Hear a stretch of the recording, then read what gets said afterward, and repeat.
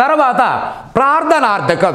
ప్రార్థన అనగా ఇందులో ఏముండాలమ్మా అని చెప్పగానే దయచేసి అనబడేటువంటిది పదం ఉండాలి. దయచేసి మీరు చదవండి. రిక్వెస్ట్, ప్రార్థన మీరు కదా. తర్వాత ఒక వ్యక్తి ఇంటికి వచ్చాడు, దయచేసి మీరు అన్నం తినండి. ప్రార్థన. దయచేసి క్రమశిక్షణగా ఉండండి. ప్రార్థన. దయచేసి మీరు కష్టపడి చదవండి. ఇది ఉదాహరణ మాత్రమే కాదు, దయచేసి కష్టపడి చదవండి. అటు ఉదాహరణగా, ఇటు నా మాటగా. అయితే కొన్ని సందర్భాల్లో ఒక విద్యార్థి డౌట్ అడిగాడు, సార్ ప్రార్థనార్థక వాక్యంలో దయచేసి తప్పకుండా ఉండాలా అన్నాడు.